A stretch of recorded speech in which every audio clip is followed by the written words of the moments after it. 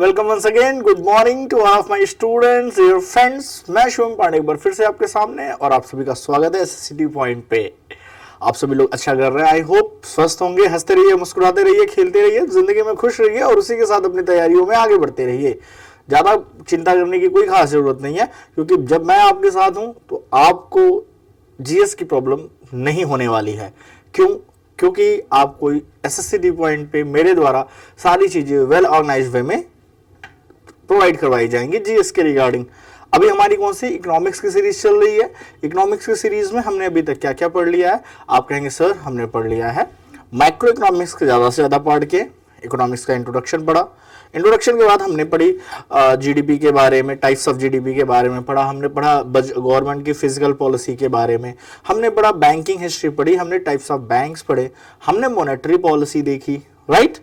अब हम share market का चैप्टर स्टार्ट हो चुका है और शेयर मार्केट का ये सेकंड लास्ट लेक्चर है, क्योंकि आज आप पढ़ने वाले क्रेडिट रेटिंग एजेंसीज और इसी के बाद जो आपका नेक्स्ट लेक्चर होगा उसमें अभी तक हमने जितना कुछ पढ़ा है मैक्रो इकोनॉमिक्स में उसकी प्रैक्टिस सेट सॉल्व करेंगे अगले 2 लेक्चर में।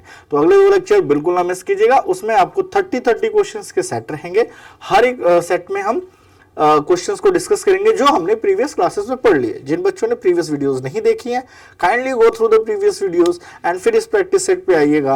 मैं बता रहा हूं उन वीडियोस को देखने के बाद ना आपको कोई डाउट नहीं होगा और ये सारे सवाल एसएससी के एग्जाम्स में कभी ना कभी पूछे गए हैं, तो उन सवालों का सेट आपके लिए मैं लेके आ रहा हूँ अगले लेक्चर में। तो अगला लेक्चर देखना ना भूलिए। ये एक छोटा सा टॉपिक है, क्रेडिट रेटिंग एजेंसीज आज हम पढ़ने वाले हैं। आप सोच रहे होंगे कि ये क्रेडिट रेटिंग एजेंसीज होती क्या है। सवाल ये है कि आखिर ये सर क्रेडिट रेटिंग एजेंसी है क्या? नाम है क्रेडिट रेटिंग एजेंसी। आप सभी को पता है कि स्कोर होता है, क्रेडिट स्कोर वर्ड सुना होगा आपने, आजकल बड़ा कॉमन सा वर्ड है। आजकल पॉलिसी बाजार से इतने सारे पॉलिसीज और लोन प्रोवाइड करने वाली कंपनियां आ गई हैं कि आपको क्रेडिट स्कोर एक ऐसा वर्ड है लगभग में ठीक ठाक लोगों को पता होगा। कहते हैं अगर क्रेडिट स्कोर अच्छा है तो मार्केट में आपको लोन इजीली मिल जाएगा, और आपका क्रेडिट स्कोर खराब है तो आपको लोन मिलने में दिक्कत होगी। तो लोन लेने के लिए आपका क्रेडिट स्कोर अच्छा है, जैसे प्रेजेंट टाइम में मैं कहूं तो मुझे 10 लाख के लोन इंस्टेंटली 30 मिनट्स में मिल सकते हैं, मेरा क्रेडिट स्कोर इतना अच्छा है। लेकिन इसका मतलब ये भी होता है कि इस मेरे जैसे इंसान ने लोन काफी ले रखे हैं। आपने क्रेडिट स्कोर कब अच्छा होगा? जब आपने कोई लोन लिए हो और उन लोन की ईएमआई टाइम पे पेमेंट की हो तो क्रेडिट आपके स्कोर अच्छे होते हैं। लेकिन सवाल ये है कि ये क्रेडिट स्कोर पता कैसे चलता है? Who gives this data? Who gives this data to the bank? आपका पूरा डाटा बैंक के पास होता है, बैंक के सर्वर पे होता है, तो ये बैंक को डेटा देता कौन है? ये डाटा बैंक के पास आता कहां से है? तो ये डाटा आता है इन क्रेडिट रेटिंग एजेंसीज के पास से। कुछ क्रेडिट रेटिंग एजेंसी वर्ल्ड और इंडिया लेवल पे काम करती हैं, कुछ वर्ल्ड पे और कुछ इंडिया लेवल पे काम करती हैं। ये क्रेडिट रेटिंग एजेंसीज हैं। Credit rating is a score given to a borrower which depends on the likelihood that the borrower would repay the loan. अगर आपका टाइम टू टाइम ईएमआईज की पेमेंट है, कोई भी बाउंस नहीं है, आपने जितने लोन लिए टाइम पे पे किए, तो आपको बैंक अपना अच्छा ग्राहक समझेंगे।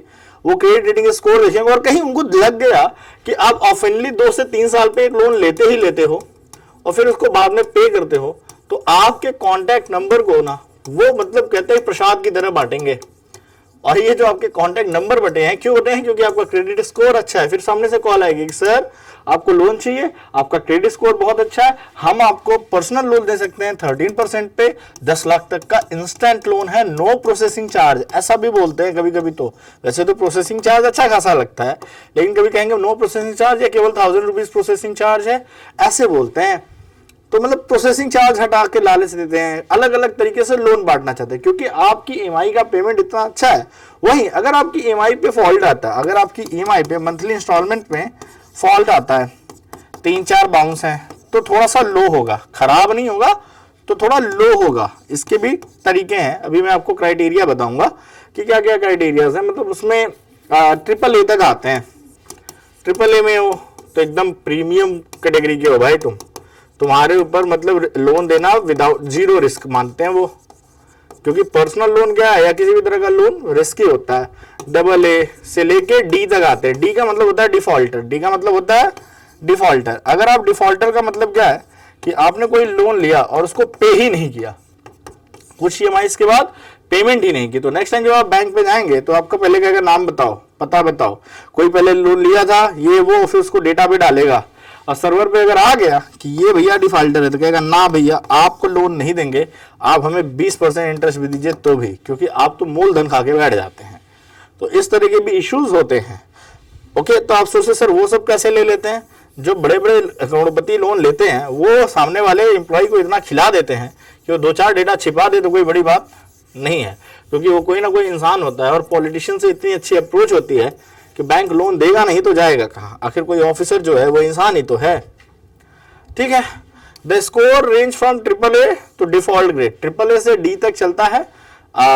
मैं तो शायद इसमें आता हूँ कोई बात नहीं, आप इसमें भी आए तो भी मिलेगा, इसमें भी आए तो भी मिलेगा, आप इसमें आए तो भी देंगे। बस थोड़ा सा क्या करेंगे भाई, आप जैसे कैटेगरी में ज्यादा जाएंगे वैसे डॉक्यूमेंट्स वेरिफिकेशन बढ़ता जाएगा। क्या होगा? डॉक्यूमेंट वेरिफिकेशन बढ़ेगा। हो सकता है कि इंटरेस्ट रेट आपसे थोड़ा ज्यादा लिया जाए, ठीक है, या आपसे कोलैटरल की डिमांड ज्यादा की जाए भाई, कि फिर क्या होगा? कोलैटरल की डिमांड होगी। थोड़ा सा मतलब सतर्क रहेंगे, लेकिन ऐसा नहीं है कि देंगे नहीं। आजकल लोन देने के लिए लोग इतने पागल हुए हैं कंपनियां कि आपके घर आगे ना डिफॉल्टर्स को लोन देके चली जाती हैं। तो ऐसी कोई, आप तो फिर भी इस कैटेगरी में आएंगे। Why does score matter? इसका रीजन है credit score signify risk of the borrower, कि किसी भी पर्सन को पैसा देने पे कितना रिस्क है। The worse the score the harder to get the loan anywhere. अगर आपकी क्रेडिट स्कोर मेरे ख्याल से अच्छी होनी चाहिए। इसका रीजन समझिए क्या है यार, जरूरतें कभी भी आ सकती हैं। अगर आप किसी रिश्तेदार से पैसे लो तो रिश्तेदार आपको 5 साल के लिए थोड़ी देगा, और आप उसको 13 तक का इंटरेस्ट भी नहीं दोगे। सीधी बात है, वो 5 साल के लिए क्यों दे? क्या आप उसको इंटरेस्ट दे रहे हो? फिर रिश्ता किस बात का? ठीक है, रिश्तेदार वैसे भी अगर आपको 5 लाख की जरूरत है तो रिश्तेदार कोई भी आपको नहीं देगा इतना बड़ा अमाउंट। बहुत होगा तो 50,000 से 1 लाख से 2 लाख की मदद करेगा, और वो भी वो अज्यूम करेगा कि 2-3 महीने में उसको आप रिटर्न करो, क्योंकि उस पर ब्याज थोड़ी दे रहे हो। ये तो व्यवहार की बात है। बड़ा अच्छा दोस्त है तो चलो 6 महीने रुक गया, आपने जुबान दे दी कि 6 महीने बाद दूंगा, ठीक है। तो इस तरह का होता है। और ऊपर से एक शब्द आता है एहसान। ये बड़ा गड़बड़ चीज है भाई। सब कुछ है लेकिन जो एहसान है, जब भी आप उसके सामने जाएंगे तो कहेंगे बड़ा एहसान मानते हैं, इसने मेरी मदद की। और कुछ लोग तो ठीक है, अच्छा है, एहसान जताते नहीं। कुछ लोग एहसान को इतना जताते हैं कि अगर वो 10,000 रुपए भी दिए रहेंगे ना, 10,000 भी, तो इतना जताएंगे जैसे उसने तुम्हें 1 लाख रुपए दे दिए और तुमने उसको दिया ही नहीं है, या उसी ने तुम्हारा उद्धार किया। इन सारी शेमिंग से बचने के लिए लोग बैंक्स की तरफ चलते हैं। बैंक्स या क्रेडिट कार्ड। बैंक या क्रेडिट कार्ड की खास बात क्या है कि अगर तुम टाइम से ईएमआई भरो तो तुम्हारे घर नहीं आएगा वो, और किसी को पता भी नहीं चलेगा, ना ही किसी का एहसान रहेगा। या अगर आप किसी भी मनी लैंडर से पैसा लेते हो तो उसका इंटरेस्ट रेट हाई होता है, वो मंथली होता है, मतलब आपकी कमर टूट जाए, और उसमें भी बहुत सारा पेपर वर्क और घर पे आना जाना। बैंक का सिस्टम थोड़ा सा प्रोफेशनल लगता है, इसके रीजन से लोग लेते हैं। हालांकि डेट ट्रैप एक बहुत बुरी चीज है जिसमें बैंक्स वगैरह में लोग फंसते हैं। डेट ट्रैप तो कोई भी इंसान फंस सकता है। For instance example, AAA rated borrower could borrow 2 to 3% annual rate, while junk grade C borrow the 10% interest rate. तो ठीक है, मैंने क्या बोला था कि इंटरेस्ट रेट हायर लगेगा। अगर आपकी अच्छी है तो इंटरेस्ट रेट कम है और इन पे ज्यादा है, क्योंकि ये पेमेंट की सिक्योरिटीज है, तो भाई अक्सर ये लेता रहता है, तो इसको थोड़े कम पे दो। तो ये सारी चीजें आपको देखने को मिलेंगी। फेमस क्रेडिट रेटिंग एजेंसीज का नाम जान लीजिए और इससे रिलेटेड कुछ क्वेश्चन करेंगे। Moody's, it is a credit rating agency company, was acquired by Duns Bradstreet in 1962। ये मूडीज है। दूसरा है Fitch, it is one of the 3 nationally recognized statistical rating organization NSSRO designated by the US Securities and Exchange Commission। तो ये USA based है, ये most of the क्या है, USD बेस्ड है। Together with Moody and Standard and Poor and the 3 commonly known as Big 3 credit rating agency, ये world का 80% market अकेले कवर कर लेती है। कौन सी देखिएगा, एक स्टैंडर्ड एंड पुअर है, S&P बोलते हैं इसे, स्टैंडर्ड एंड पुअर्स, ये भी क्रेडिट रेटिंग एजेंसीज है। मूडी है, फिच है, ये यूएसए बेस्ड कंपनियां हैं और ये क्या करती हैं, वर्ल्ड का अच्छा खासा मार्केट कवर करती हैं। ओके, तो ये अपने आप में ठीक ठाक करती हैं।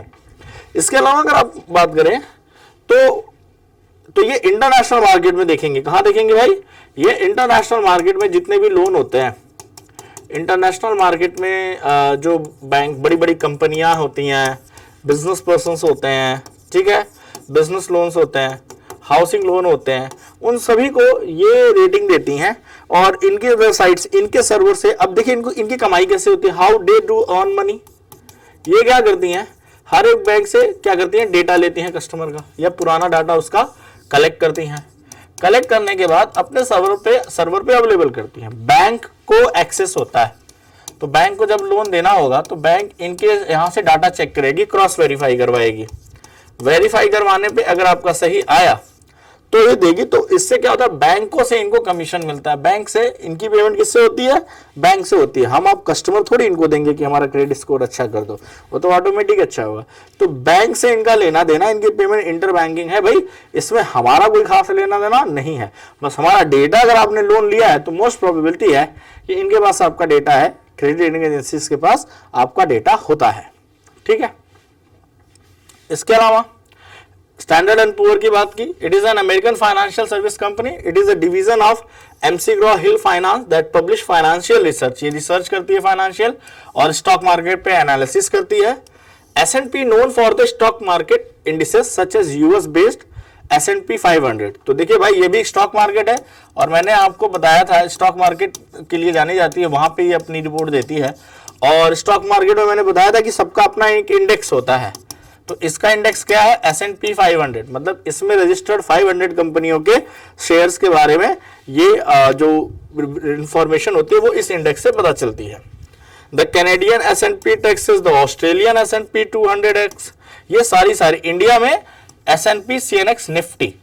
इंडिया में स्टैंडर्ड पुअर का क्या है भाई, निफ्टी। निफ्टी किसका है भाई, निफ्टी किसमें रजिस्टर्ड है, आप सभी को पता है, निफ्टी रजिस्टर्ड है NSE में, नेशनल स्टॉक एक्सचेंज में। जिन्हों को नहीं समझ में आ रही है ये NSE BSE क्या है, वो जाके पहले शेयर मार्केट के प्रीवियस वीडियो देखे जिसपे मैंने आपको NSE और BSE समझाया है, और स्टॉक एक्सचेंज क्या होता है, सेंसेक्स क्या होते हैं, इंडेक्स क्या होता है, बहुत ही अच्छी तरीके से समझाया है। तो उसको जब आप एक बार देख लेंगे तो आपको इसमें डाउट नहीं रहेगा कि ये क्या होता है। Major credit rating agencies in India, India में कौन सी है, Credit Information Bureau India Limited, CIBL भी इंडिया की क्रेडिट रेटिंग एजेंसीज है। इंडियन बैंक जितने भी होते हैं या इंडियन मार्केट से रिलेटेड डेटा ये रखते हैं। अच्छा, इनका कनेक्शन भी इन सारी, जैसे कि मैंने बोला ना 80% मार्केट ये कवर करती हैं, तो इनसे कनेक्टेड होती हैं, कहीं ना कहीं कनेक्टेड होती है कि अपना डेटा शेयर करती हैं। इंडिया लेवल पे काम कर रही हैं, वो वर्ल्ड लेवल पे काम कर रहे हैं, कभी इंडिया को वहां का डेटा चाहिए, कभी इनको इंडिया से डेटा चाहिए, तो ये आपस में डाटा एक्सचेंज करते रहते हैं, ठीक है। Collect and maintain records of the individual payment pertaining loans and credit cards से रिलेटेड दोनों इंफॉर्मेशन है। This information is then used to credit information report, जिसे CIR कहते हैं। तो CIR क्या होता है, क्रेडिट इंफॉर्मेशन रिपोर्ट। तो अगर आपका CIR अच्छा है, तो आपको लोन आसानी से और कम ब्याज पे मिल जाएगा, ठीक है। Credit score which is provide to credit institution, it was founded in 2000। तो इंडिया में भाई CIBIL है, पूछ लिया जाता था। अच्छा, सबसे ज्यादा पूछा जाता है स्टैंडर्ड एंड पुअर, मूडीज और फिच, ये तीनों नाम याद रखिएगा, standard and poor, Moody's and Fitch. ये इंटरनेशनल मार्केट में बहुत बड़ी कंपनियां हैं, एक तरह से ओलिगोपोली है इनकी। अच्छा भाई, जिसको मोनोपोली और ओलिगोपोली में दिक्कत है वो मैंने आपको बताया भी होगा स्टार्टिंग ऑफ दैट कि मोनोपोली और ओलिगोपोली में थोड़ा सा डिफरेंस क्या है। मोनोपोली में एक सिंगल कंपनी होती है जो सारा हैंड ओवर कर लेती है मार्केट, और ओलिगोपोली में 2 से 3 कंपनियां मिलकर पूरी मार्केट को चलाती हैं। हमारे यहाँ एक और है CRISIL, credit rating information service of India, और उसमें ब्यूरो था। तो इनका भी काम वही है, ये share holder, majority share holder is standard and poor. तो मैंने बोला ना कि वही 3 कंपनियों ने लगभग में सभी कंट्रीज में अपनी ब्रांचेस डाल रखी हैं। तो इसमें क्या है, स्टैंडर्ड एंड पुअर ने इसके मेजॉरिटी ऑफ शेयर ले रखे हैं। मतलब सीधी बात है कि इंडियन कंपनी तो है, इंडिया का डेटा कलेक्ट करके स्टैंडर्ड एंड पुअर के साथ शेयर करती है, क्योंकि इसकी पेरेंट कंपनी एक तरह से मान लेंगे तो ये आ जाती है।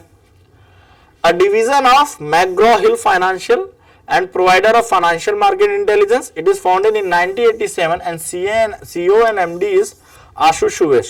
तो क्या था भाई, इंडियन कंपनीज होती हैं, इंडियन एंटरप्रेन्योर होते हैं, और जब पता है कि ये गेम पूरे वर्ल्ड लेवल का है तो उनसे आप मिलाते हैं।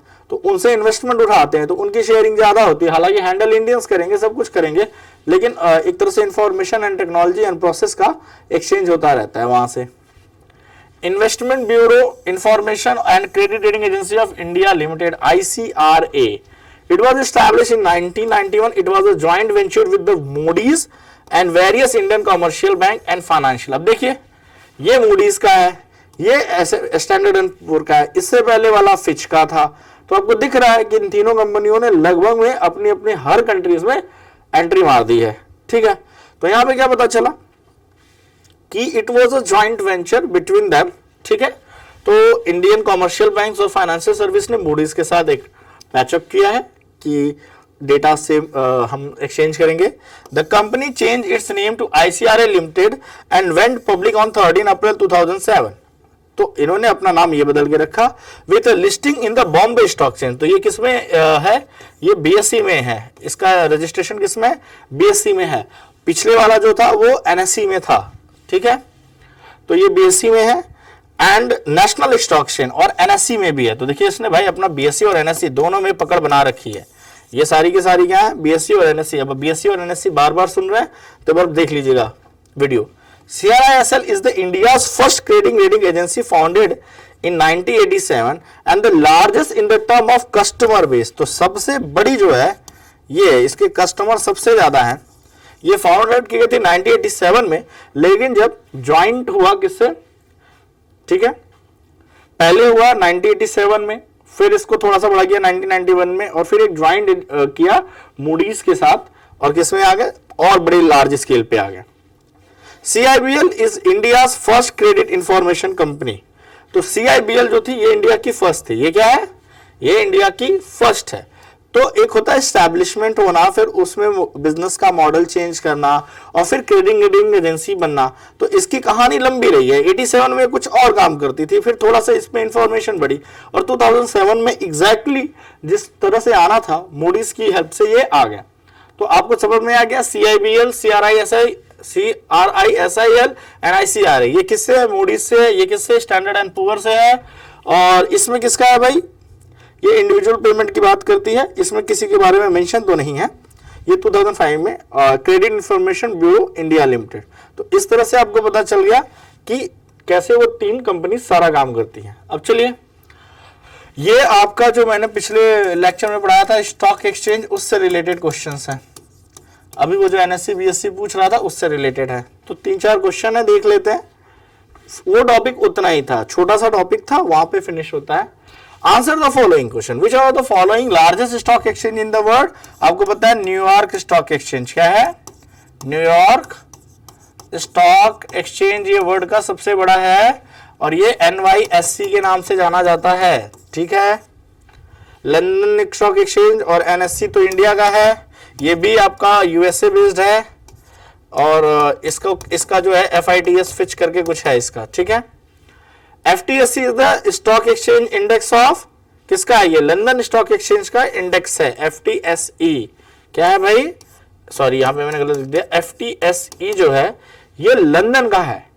NYSE अभी आपने पढ़ा ये USA का है, ये भी क्या है, USA का है। ठीक है, तो ये मैंने पूछा था, एग्जाम में पूछे जाते हैं कभी कभी, तो याद होना चाहिए। Sensex is a free float market weighted, लेकिन आपको पता है कि सेंसेक्स कितनी कंपनियों का डेटा दिखाता है।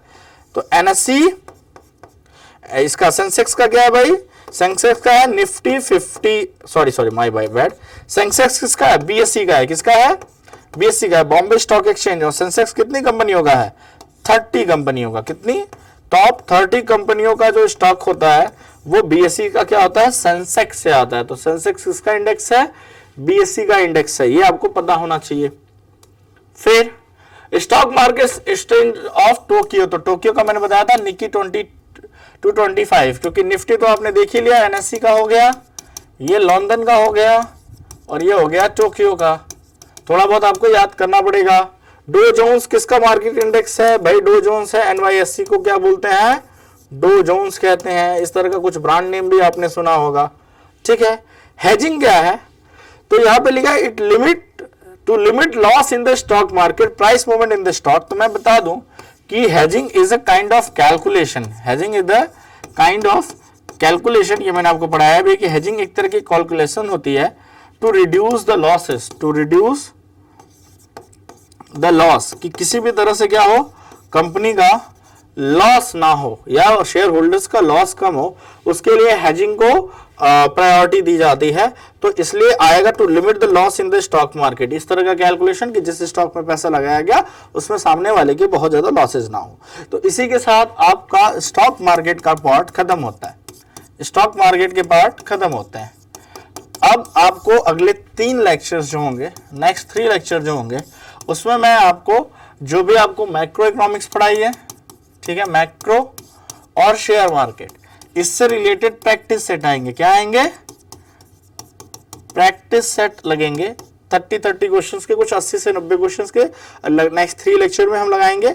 और उसके बाद आपका शुरू होगा माइक्रो इकोनॉमिक्स, जिसमें आप प्राइस और अदर इलास्टिसिटी ऑफ डिमांड, ऐसे कई सारे लेक्चर पढ़ने वाले हैं। कुछ 10 लेक्चर्स में आपका क्या हो जाएगा, माइक्रो इकोनॉमिक्स फिनिश हो जाएगा और उसी के साथ आपका 80% इकोनॉमिक्स का सिलेबस फिनिश हो जाएगा। इसके बाद मैं आपको पढ़ाऊंगा थोड़ा बहुत किसके बारे में, कुछ महारत्न और नवरत्न कंपनियां हैं उनके बारे में पढ़ाना है, कुछ अदर ऑर्गेनाइजेशन है इंडिया के, उन सब के बारे में पढ़ाने के बाद आपका मतलब कुल मिला के समझिए तो 12 से 13 लेक्चर का और आपका इकोनॉमिक्स बचा है और आपके सारे टॉपिक्स यहाँ फिनिश हो जाएंगे। फिर हम 2-3 प्रैक्टिस सेट लगाएंगे एंड आफ्टर दैट आपकी मुझे लगता है कि 15 के बाद से ज्योग्राफी स्टार्ट हो जाएगी। तो आज के लिए इतना ही, बने रहिए एसएससीटी पॉइंट के साथ, ऐसे ही वेल ऑर्गेनाइज चीजें आपके लिए मैं लेके आता रहूंगा। सो जय हिंद, जय भारत।